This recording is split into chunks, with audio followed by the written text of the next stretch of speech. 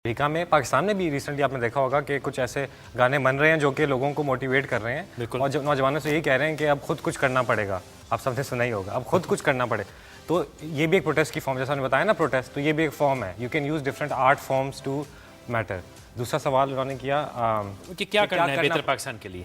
हम सबको अपनी जिम्मेदारी अता करनी है, अपनी ज़ाती ज़िंदगी में नहीं, वो तो हम कर रहे हैं, अपने घराने में तो कर रहे हैं, हम पैसे तो कमा रहे हैं, अपने बीवी बच्चों को और अपने माँ बाप को पालने की कोशिश तो कर ही रहे हैं, लेकिन हमने अपनी थोड़ी सी जिम्मेदारी अदा करनी है इस मुल्क की तरफ और अपनी सोसाइटी की तरफ। और आप देखें, आप अगर कराची से खैबर तक चलना शुरू करें, हमारी प्रॉब्लम्स वेरी करती हैं हर 25 किलोमीटर बाद। कराची में कुछ और है, इंटीरियर सिंध में कुछ और है, साउथ पंजाब में कुछ और है, लाहौर में कुछ और स्वात से आप खैबर तक चले जाएँ, प्रॉब्लम्स वेरी करती हैं। उनकी प्रॉब्लम्स लोकलाइज्ड हों, उनके सोल्यूशन भी लोकलाइज्ड होंगे।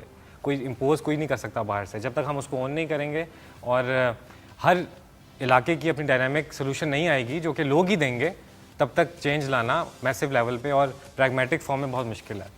ओके, पाकिस्तान की जो इमेज है दुनिया भर में, वो ये कि जी एक्सट्रीमिज़म है, हम जाहिल हैं, हमारे यहाँ बड़ी कमियां हैं।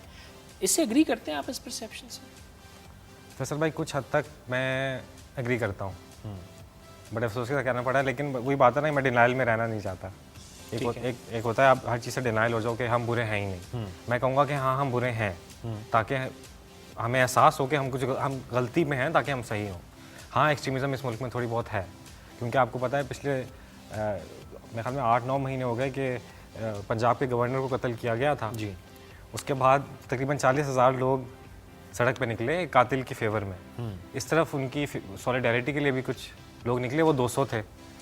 और ओवर एंड ओवर अगेन हमारी मीडिया में और हमारी सोसाइटी के अंदर वो आवाज़ें पनपती हैं या उनको पनपने दिया जाता है जो कि एक रेडिकल आइडियोलॉजी से मैच करती हैं, जो कि वो पाकिस्तान का विजन नहीं है जो कायदे आज़म ने देखा था, जो सज़फ़रुल्लाह खान ने पाकिस्तान मूवमेंट अपने हाथों से लिखी थी, जो कि एक माइनॉरिटी सेक्ट से बिलोंग करते हैं।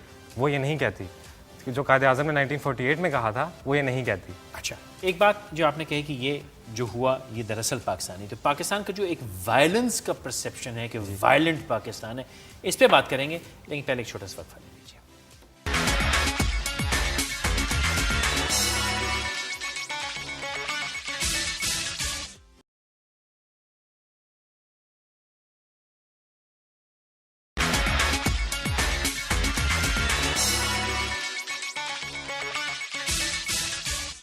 Welcome back.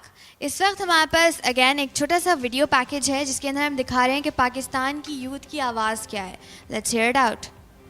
हमारी लिटरेसी रेट वैसे ही इतने कम है, और एजुकेटेड लोग होंगे, उनके पास आइडियाज़ होंगे, उनकी स्किल्स पब्लिश होंगी, इस वजह से Pakistan could be a better place to live. Education और इन्फ्लुएंस और उनको एक यूनिटी जो होती है, जो कायदे-ए-आज़म ने हमें एक अहकाम दे के गए हैं, यूनिटी, फेथ एंड डिसिप्लिन, वो हम एक दूसरे को उस बात पे बार-बार दोहरा के एक एग्जाम्पल दें तो यूनिटी और पे एहसास और किसी के काम आए। हम कॉलेज और यूनिवर्सिटीज़ में जाकर ऐसे प्रोग्राम्स कर सकते हैं कि जिससे यूथ जो है वो एक उनकी सोच एक तरह की बनाएं। पहले तो एजुकेटेड हो, उसके बाद वो सोचे कि वो उसे क्या करना है। वो ये ना करे कि एजुकेशन लेके वो बाहर चले जाएं, वो पाकिस्तान के लिए कुछ करें। उनके अंदर इतना हौसला होना चाहिए। हम अच्छी एजुकेशन हासिल करें और जो फैसिलिटीज़ हमें यहाँ मिल सकती है उन्हें पूरी तरह से यूटिलाइज़ करें और अपनी तरफ से पूरी कोशिश करें और मेहनत करें कि पाकिस्तान को इंटरनेशनल लेवल पे भी अच्छी तरह से रिप्रेजेंट कर सकें। मैं चाहता हूँ कि मैं पाकिस्तान को रिप्रेजेंट करूँ एज अ फाइनेस्ट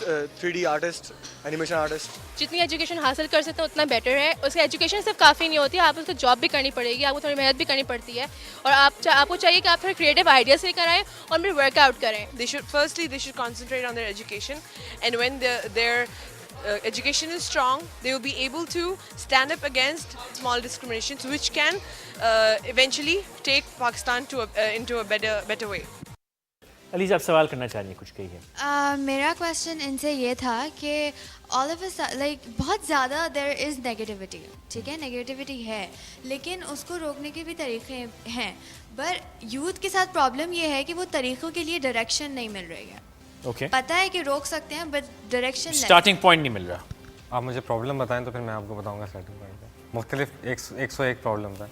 है जैसे कि कुछ लोग हैं जो पॉलिटिकली एक्टिव होना चाहते हैं लेकिन कभी कभी उनको फैमिली रोक लेती है वेरी Restrictions, वेरी हाँ, ये माइनर बहुत बड़ी सिस्टम प्रॉब्लम रोक लेता है। बहुत बड़ी प्रॉब्लम है। हमारी जो फैमिली सेटअप है और जो सोशल सेटअप है वो एक तो नंबर 1 लड़कियों को, नंबर 2 इवन लड़कों को भी इस एक्टिविज़म में इतना आने नहीं देते, क्योंकि हमारे वालिदैन के जहन में ये होता है कि पता नहीं क्या हो जाएगा, पुलिस जैसे उसने कहा पुलिस मारती है, अरेस्ट हो जाएंगे, ये हो जाए। आपको अपने वालिदैन को कन्विंस करना है और कोई नहीं कर सकता, बाहर से कोई नहीं करेगा। हमने भी किया, ऐसी कोई रॉकेट साइंस नहीं होती, सिर्फ समझाना होता है और पेरेंट्स बड़े अंडरस्टैंडिंग होते हैं और वो भी समझ जाते हैं। वो थोड़ा डरते हैं आपकी सेफ्टी के हवाले से, लेकिन अगर आप उनको अपना ख्वाब बताएं कि मैंने तो ये ख्वाब देख लिया है और बस अब ये इश्क इस मुल्क के साथ कर लिया, अब कुछ करना ही है, तो वो भी समझ जाते हैं। मैं जिस फैमिली बैकग्राउंड से आता हूँ, मेरे अब्बू क्योंकि फ़ौज में होते थे और मेरा पहला प्रोटेस्ट फ़ौज के ख़िलाफ़ था और मेरे अब्बू सर्विंग थे और मैं whatever I use to come back to my family. और मेरे लिए इतनी और सिचुएशन थी, मैं एक PF अकेडमी रिसालपुर में तालीम हासिल कर रहा था एक मिलिट्री इंस्टीट्यूशन में, और वो सब के बावजूद मुझे जो मैंने कहा था, जो मेरे अंदर एक शऊर आ चुका था, अब मैं रेस्टलेस होना शुरू हो गया कि भाई नहीं, मैंने तो करना है, चाहे जो मर्ज़ी हो जाए, बाय हुक और बाय क्रुक। तो फिर किया। तो पेरेंट्स को, अपनी सोसाइटी को, अपने वालिदैन को, अपने दोस्तों को कन्विंस आपने ही करना है और कोई नहीं करेगा। अगर फ़र्ज़ करें फिर भी आपको वो फोर्स करते हैं कि आप नहीं कर सकते, तब आपके पास मुख्तलिफ और तरीके भी हैं। जैसे मैंने कहा कि लोग आर्ट यूज़ कर रहे हैं, लोग म्यूज़िक यूज़ कर रहे हैं, लोग लिख रहे हैं, लोग सिर्फ ब्लॉग्स लिख के अवेयरनेस रेस करते हैं।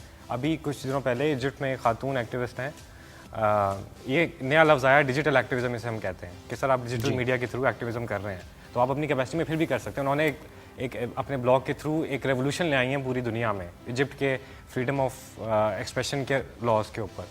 और इसी तरह आप मुख्तलिफ तरीके हैं। एक बार आपने अगर अपना जहन कहीं बिठा लिया है, once there is a will there is always a way, वो रास्ते खुलते चले रास्ते जाएंगे। खुलते चले जाते हैं। अच्छा, वायलेंस पे मैंने बात करनी है, उस वायलेंस वाली परसेप्शन पे। जी, आपका सवाल बेटा। अली भाई, मैं एक थोड़ा सा एड इसमें करना चाहूँगा कि मैं एक यूनिवर्सिटी का स्टूडेंट हूँ और मैंने यंग लीडर्स कॉन्फ्रेंस अटेंड किया था। उसके बाद मुझे वहाँ से इंस्पिरेशन मिली, मतलब कि उससे पहले मेरा कुछ इतना नहीं था पाकिस्तान का, ये वो इतना नहीं था, बट वहाँ से फैसल भाई भी आए थे। फैसल भाई ने मुझे काफ़ी इंस्पायर इन्होंने किए, इनकी वर्डिंग्स पे। वहाँ पे 6 डे मैंने स्टे किया, इंस्पिरेशन मुझे वहाँ से मिली। उसके बाद मैंने अपनी with my uni friends and other friends मैंने एक ऑर्गेनाइजेशन बनाई थी, इश्क़ पाकिस्तान के नाम से।